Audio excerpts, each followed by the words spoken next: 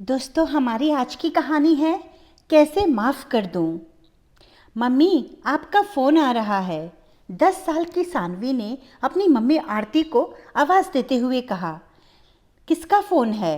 सानू, देखना तो, मैं तैयार होकर आती हूँ। ओके मम्मी, मैं देखती हूँ। फ़ोन देखने के बाद सानवी बोली, मम्मी, नाना का फ़ोन है। आरती सानवी के स्कूल पीटीएम में जाने के लिए तैयार हो रही थी। उसने जैसे ही सुना कि उसके पापा महेंद्र जी का फ़ोन है, सोचा पहले बात कर ले। लेकिन तभी उसको अपने पति बिपिन की याद आई कि अभी अगर बात करने में लेट हुई तो बेकार में जाते वक्त मूड खराब होगा। वैसे भी बिपिन को राजेंद्र जी का रोज फ़ोन पर बात करना पसंद नहीं था। बिपिन हर बार जब भी राजेंद्र जी फ़ोन करते, घर में बखेड़ा खड़ा कर देता था। बात बात में आरती को ताने देते हुए कहता कि तुम्हारे पापा को कोई काम नहीं तो खाली बैठे बैठे फ़ोन ही मिलाते रहते हैं। भूल जाते हैं कि बेटी की शादी कर दी है, अब उसका अपना भी घर संसार है, तो फ़ोन जब तक ज़रूरी ना हो ना करें। अभी आरती ये सब सोच ही रही थी कि सानवी ने फ़ोन उठाकर बोला, हेलो, नमस्ते नाना जी, आप कैसे हैं? अरे वाह सानू बेटा, मैं अच्छा हूँ, आप कैसी हैं? राजेंद्र जी ने कहा। मैं अच्छी हूँ नाना जी। आपके मम्मा और पापा कहाँ हैं बेटा? तभी बिपिन ने सानवी को दिखाने के लिए अपने फ़ोन से बात करने लगा। सानवी ने जैसे ही फ़ोन देना चाहा बात करने के लिए, बिपिन ने कहा, बेटा आप बात करो, मैं भी किसी से ज़रूरी बात कर रहा हूँ। बिपिन की आवाज़ महेंद्र जी ने सुनी और दूर खड़ी आरती भी अपने पिता के साथ हुए इस व्यवहार को देखकर दुखी हो गई। वो सोचने लगी कि लाख व्यस्तता होने पर भी बिपिन कभी अपने माता पिता का फ़ोन उठाना और हर रोज़ उन्हें फ़ोन करना नहीं भूलता। लेकिन उसके पापा से इतना बैर आखिर क्यों? तभी सानवी ने कहा, नाना जी, मम्मा रेडी हो रही है, आज मेरे स्कूल के पीटीएम में जाना है और पापा किसी से फ़ोन पर बात कर रहे हैं। राजेंद्र जी बोले, अच्छा बेटा, मम्मा को कहना कि नाना जी का फ़ोन था, जब भी फ्री हो बात कर ले। ठीक है नाना जी। तभी बिपिन ने आवाज़ लगाई, आरती चलो, जल्दी लेट हो जाएंगे। तभी सानवी ने कहा, मम्मा, नाना जी को आपसे बात करनी थी, बोल रहे थे फ़ोन करने के लिए। जैसे ही आरती ने हाथ में फ़ोन लिया, बिपिन ने तुरंत कहा, अब बाप बेटी पंचायत करने बैठ मत जाना, समझी? चलो जल्दी अब।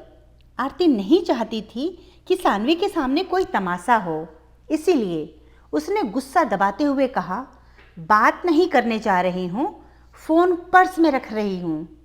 बोलो तो यहीं घर में ही रख दो। बिपिन बोला, हाँ हाँ रख दो, वैसे भी कौन सा तुमको कोई ज़रूरी फ़ोन आने वाला है ऑफिस का।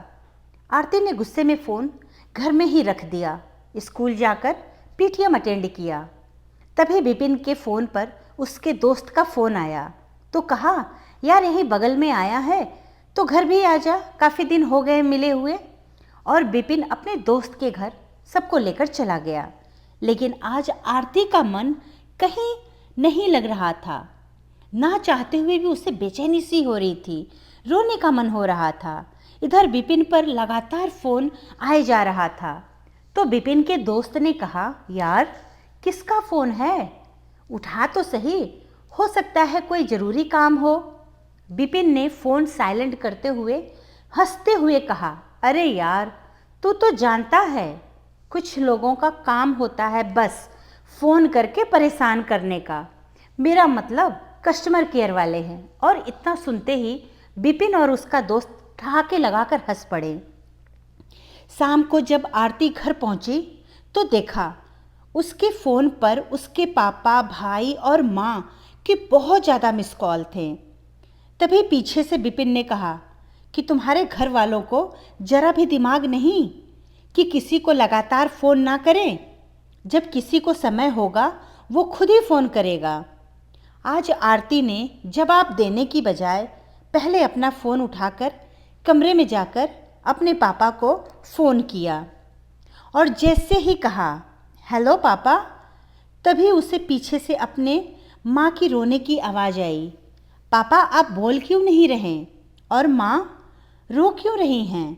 क्या हुआ? तभी उसको आवाज़ आई, दीदी। पापा कहते हुए राजू की आवाज़ भर्रा गई। राजू, तू? पापा कहाँ हैं? और सब रो क्यों रहे हैं? कुछ बोल कुछ। अच्छा, पापा को फ़ोन दे, उनसे बात करूं। दीदी, पापा अभी बात नहीं कर पाएंगे। आखिरी शब्द तक उन्होंने आपका ही नाम लिया। वो कह रहे थे, बस एक बार आरती से बात करा दो। बहुत कोशिश की, जीजा जी को भी फ़ोन किया, लेकिन फ़ोन नहीं उठा। पापा को हार्ट अटैक आया और अस्पताल में एडमिट है। डॉक्टर बोल रहे हैं कुछ नहीं कहा जा सकता, कंडीशन काफ़ी सीरियस है। इतना सुनते ही आरती के हाथों से फ़ोन छूटकर नीचे गिर गया।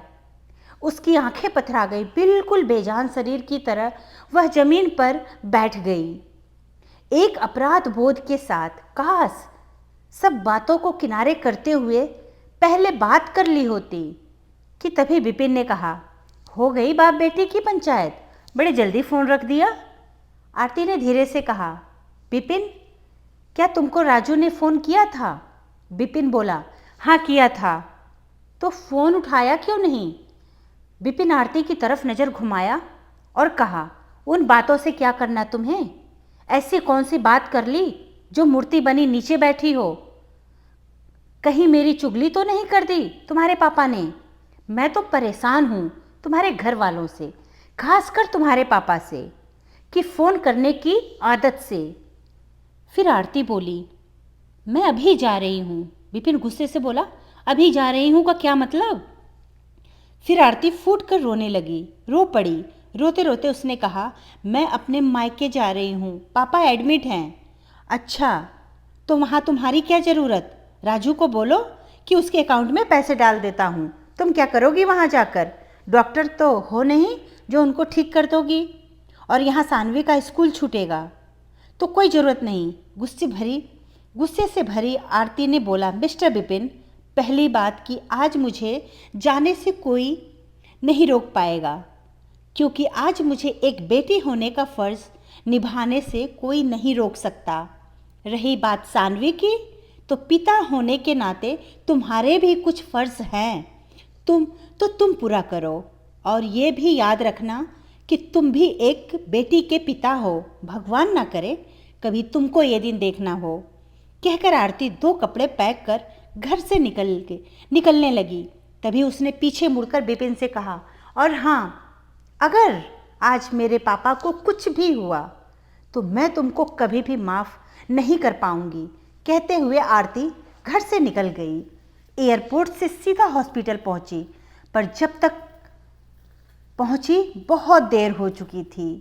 आरती को देखते ही उसकी माँ रोते हुए बोली, तू कहाँ थी बेटा? तेरे पापा आखिरी दम तक यही कहते रहे। आज बात नहीं हुई आरती से, पता नहीं कैसी है। उसको बुला दो, एक बार मिला दो। कुछ दिनों से उदास है मेरी बेटी। सामने पिता का मृत शरीर, जिसे पकड़कर आरती की माँ बार बार रोते हुए कहे जा रही थी, आरती के पापा, उठिए, देखिए आरती आ गई। आप तो कहते हैं कि आरती में आपकी जान बसती है, तो अब उठिए ना। बोल बेटा। आरती, तेरे पापा को उठने के लिए, तेरी तो वो हर बात मानते हैं। आरती को आज कुछ समझ नहीं आ रहा था कि अब किससे क्या कहे, माँ को क्या कहे, कह के सांत्वना दे। आज आरती निरुत्तर खड़ी थी, किसी पत्थर की शिला की तरह। मन में ग्लानि इतनी कि काश बात कर ली होती। हॉस्पिटल की सीढ़ियों पर जा बैठी। आरती समझ नहीं पा रही थी कि क्या करे। उसकी आंखों के आंसू जैसे सूख गए थे। तभी उसके पीठ पे किसी ने हाथ रखा। आरती ने पलटकर देखा तो विपिन ने जैसे ही आरती से बोला, मुझे माफ़ कर दो, मैं एक बेटी का पिता होके भी तुम्हारे जज्बात नहीं समझ सका। विपिन को देखते ही आरती को बीती बातें याद आ गईं कि कैसे कभी विपिन ने उसके पापा के साथ अच्छा व्यवहार किया ही नहीं। आरती ने बहुत बार कोशिश की थी विपिन का व्यवहार बदलने की, लेकिन विपिन जैसा का तैसा ही रहा। आज आरती अपने गुस्से पे काबू नहीं कर पा रही थी। आज उसका सब्र टूट चुका था। फिर भी आरती ने अपना गुस्सा दबाते हुए बोला, क्या कहा? माफ़ कर दूं? ठीक है, लेके आओ मेरे पापा को, मैं तुम्हें माफ़ कर दूंगी। ला सकते हो तो बोलो। तुम्हें हमेशा उनके फ़ोन आने से और एक बाप बेटी की बात करने से परेशानी रही, वो भी बिना वजह। अब मेरा फ़ोन नहीं बजेगा। अब मेरी ज़िंदगी की इस कमी को कोई भी पूरा नहीं कर सकता। तो तुम मुझसे कोई उम्मीद मत रखना। और एक बात कि जितना पछतावा और कसक आज मुझे है कि काश मैंने अपने पापा से बात कर ली होती, उतना ही एक दिन तुम्हें भी होगा, क्योंकि वक्त हर सवाल का जवाब ज़रूर देता है और हम जैसा करते हैं वैसा भरते भी ज़रूर हैं, कहकर आरती वहाँ से रोती हुई चली गई। आज पूरे 2 साल बाद उनके चले जाने की तारीख को याद करते हुए आरती की आंखों में आंसू आ गए। वो सोचने लगी, काश अतीत में जाकर अपनी भूल सुधार पाती और अपने पापा से एक बार बात कर लेती। दूसरी तरफ विपिन आरती को देखकर ये सोच रहा था कि काश अतीत में जाने का मौका मिलता तो मैं पापा जी से अपने किए व्यवहार के लिए माफ़ी मांग पाता। दोस्तों, चाहे कितना भी व्यस्तता क्यों ना हो या कोई परेशानी ही हो, लेकिन अपने माता पिता के लिए समय अवश्य निकालें और जब भी वो आपसे बात करने की कोशिश करें, आप ज़रूर बात करें, ताकि बाद में पछताना और काश जैसे शब्द दोहराना ही ना पड़े। धन्यवाद दोस्तों। कहानी अच्छी लगेगी तो लाइक और सब्सक्राइब ज़रूर करिएगा।